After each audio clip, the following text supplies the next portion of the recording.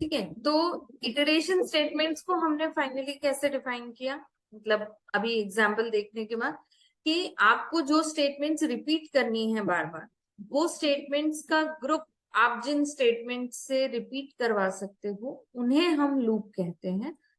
तीन तरह से लूप हमारे पास है, फॉर, व्हाइल और नेस्टेड लूप।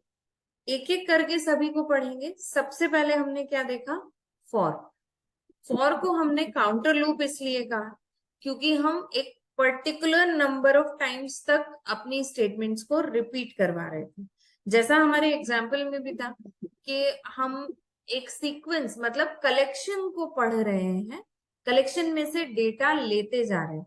अब डेटा लेते जा रहे हैं तो दिमाग में ये थॉट आता है कि यार लेंगे कैसे, तो वो काम ही लूप का है कि कलेक्शन को पूरा पढ़ना, सीक्वेंस में पूरा पढ़ना। वो एक एक करके एक बार में एक वैल्यू लेगा, जो हम करने को बोलेंगे वो करेगा, फिर दूसरी वैल्यू पढ़ेगा, फिर जो लिखा होगा वो करेगा, एंड तीसरी एंड चौथी एंड सो ऑन, जितनी वैल्यूज हमारे कलेक्शन में हैं।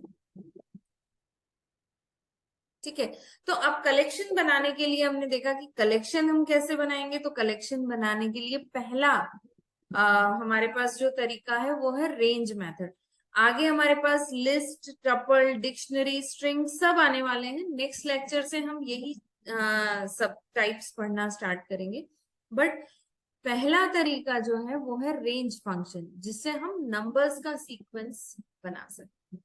अब नंबर्स का सीक्वेंस बनाने के लिए हम उसको क्या स्पेसिफाई कर रहे हैं, पाइथन को हम उसको बोल रहे हैं कि हम कहाँ से स्टार्ट करेंगे ये हम बताएंगे, हम कहाँ रुकेंगे हम ये बताएंगे, और कितना हर बार हमको आगे बढ़ना है। तो आप देखो, स्टार्ट वैल्यू भी ऑप्शनल है, स्टेप वैल्यू भी ऑप्शनल है। ओवरऑल आपको क्या बताना पड़ता है कि आपको कहाँ रुकना है।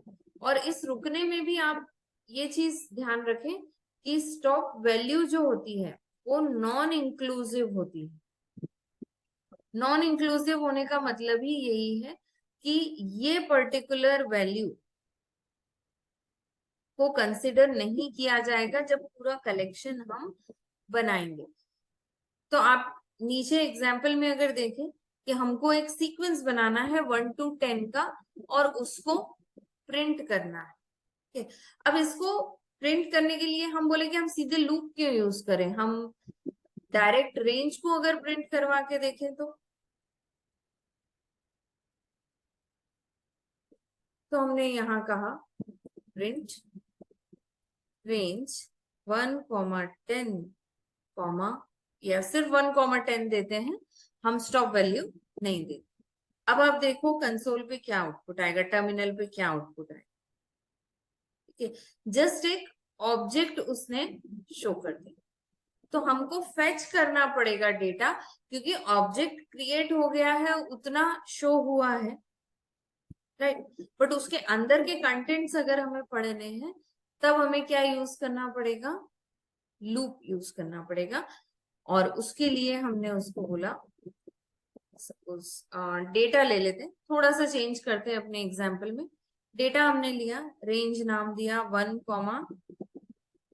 20 और स्टेप दिया हमने 2।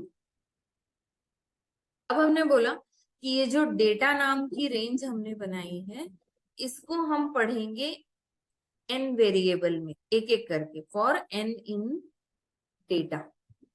हम ऐसे भी लिख सकते थे, ठीक है, कंफ्यूज नहीं होना है। हम पहला तरीका ये भी हो सकता है, दूसरा तरीका जो हमने पढ़ा है, या पहले इसको देख लेते हैं, रेंज 1, 20, 2। ये हमने जो स्टैंडर्ड हमने मेथड पढ़ा कि हम एक एक करके डेटा पढ़ें और उसको प्रिंट करवाएं। देखो 1, 3, 5, 7, 9 अप टू 19 तक, ये पहला तरीका है।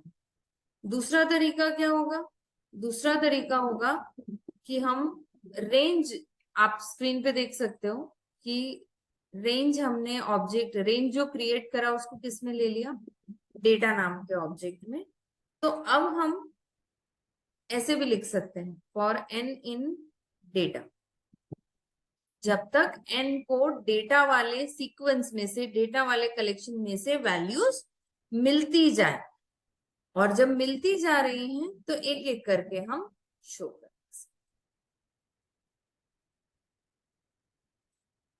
ठीक है, अब सिर्फ शो करवाना पर्पस नहीं है, मतलब अभी कुछ और करके देखें, तो कुछ और करने में हमने बोला कि हमको प्रिंट करना है n, और उसका स्क्वायर वैल्यू भी प्रिंट कर देते हैं, तो n इंटू एन।